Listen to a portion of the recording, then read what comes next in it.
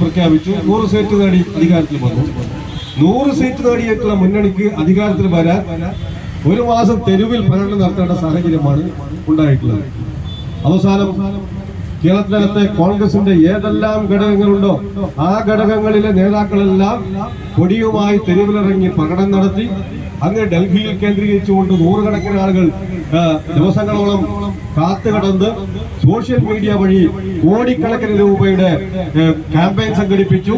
ആ നിലയിലെല്ലാമാണ് കേരളത്തിനകത്ത് ഒരു മുഖ്യമന്ത്രിയെ തീരുമാനിക്കുന്നതെങ്കിൽ ഒരു ക്ഷേമനിധി ബോർഡിന്റെ ചെയർമാനെ തീരുമാനിക്കാൻ എത്ര കാലം വേണ്ടിവരും എന്ന നിലയിലുള്ള ആശങ്ക സാധാരണ തൊഴിലാളികൾക്കുണ്ട്.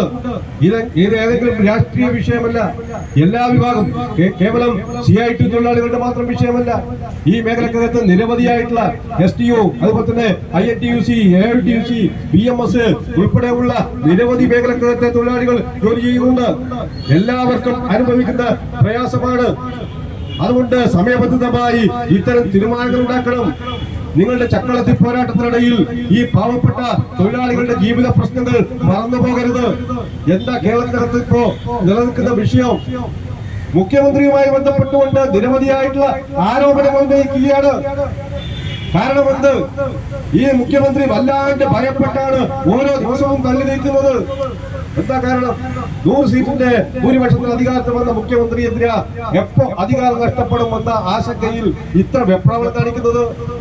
സാധാരണ നിലയിൽ കോൺഗ്രസിന്റെ ഒരു സമീപനമുണ്ട്. എല്ലാ സംസ്ഥാനത്തിനകത്തും എങ്ങനെയാ മുഖ്യമന്ത്രിയെ തിരഞ്ഞെടുക്കൽ മുൻകൂട്ടി തീരുമാനിക്കാറില്ല. ശരി തന്നെയാണ്. തെരഞ്ഞെടുക്കപ്പെട്ട MLA-മാർ യോഗം ചേർന്ന് പാർലമെന്ററി പാർട്ടി യോഗം ചേർന്ന് ആ യോഗത്തിനകത്ത് ആ MLA-മാരുടെ അഭിപ്രായം സ്വരൂപിച്ച് കൂടുതൽ MLA-മാർ ആരെയാണോ നിയമസഭാ കക്ഷി നേതാവായി തെരഞ്ഞെടുക്കപ്പെടുന്നത് അദ്ദേഹത്തെയാണ് മുഖ്യമന്ത്രിയായി തീരുമാനിക്കുന്നത്. അതാണ് ഇന്ത്യൻ നാഷണൽ കോൺഗ്രസിന്റെ കഴിഞ്ഞകാല ചരിത്രങ്ങളെല്ലാം പരിശോധിച്ച് നോക്കിയാൽ കാണാൻ വേണ്ടി കഴിയുന്നത്. അതിൽ നിന്ന് വ്യത്യസ്തമായിട്ടുള്ള സമീപനമാണ് കേരളത്തിനകത്തുണ്ടായത്. എന്താ സമീപനം? ഈ തെരഞ്ഞെടുക്കപ്പെട്ട MLA-മാരിൽ 90% പേരും മറ്റൊരാളെയാണ് നിയമസഭാ കക്ഷി നേതാവായിട്ട് നിർദ്ദേശം മുന്നോട്ടേക്ക് വെച്ചത്. വളരെ ന്യൂനപക്ഷം വിരലിലുണ്ടാവുന്ന ആളുകൾ മാത്രമാണ് ഈ VD സതീശൻ എന്ന വ്യക്തിയെ നിയമസഭാ കക്ഷി നേതാവായിട്ട് അനുകൂലിക്കുന്ന സാഹചര്യം ഉണ്ടായിട്ടുള്ളത്. അങ്ങനെ വന്നപ്പോഴാണ് കോടിക്കണക്കിന് രൂപ സോഷ്യൽ മീഡിയയിലൂടെ ഉപയോഗപ്പെടുത്തിക്കൊണ്ട് വലിയ ക്യാമ്പയിൻ സംഘടിപ്പിച്ച് കേരളത്തിലാകെ തെരുവുകളിൽ ബോധപൂർവമായിട്ടുള്ള പ്രകടനം സംഘടിപ്പിച്ച് അവരുടെ അഖിലേന്ത്യാ നേതൃത്വത്തെ സ്വാധീനിച്ച് മുഖ്യമന്ത്രിയായി തുടരുന്ന സാഹചര്യം ഉണ്ടായിട്ടുള്ളത്. അങ്ങനെ വന്ന മുഖ്യമന്ത്രി എപ്പോഴും ഭയപ്പെട്ടുകൊണ്ടാണ്. സർക്കാരിന്റെയും ഉദ്യോഗസ്ഥന്മാരാണ്. സർക്കാർ ഉദ്യോഗസ്ഥന്മാരെ വെല്ലുവിളിക്കുകയാണ്. നിങ്ങൾ ഒരുങ്ങിയിരുന്നോ സ്ഥലം മാറ്റത്തിന് വേണ്ടി എന്ന നിലയിലേക്ക് ഒരു മുഖ്യമന്ത്രി എത്രമാത്രം ചെറുതാകുന്നു എന്നതിന്റെ ഭാഗമായിട്ടുള്ള പ്രസ്താവനയാണ് നമുക്കതിൽ നിന്ന് കാണാൻ വേണ്ടി പറ്റുന്നത്. ആ നിലയിൽ ഇത്തരം ക്ഷേമനിധി ബോർഡുകളിൽ നിന്ന് ജീവനക്കാരെ ഉൾപ്പെടെ സ്ഥലം മാറ്റുന്നു.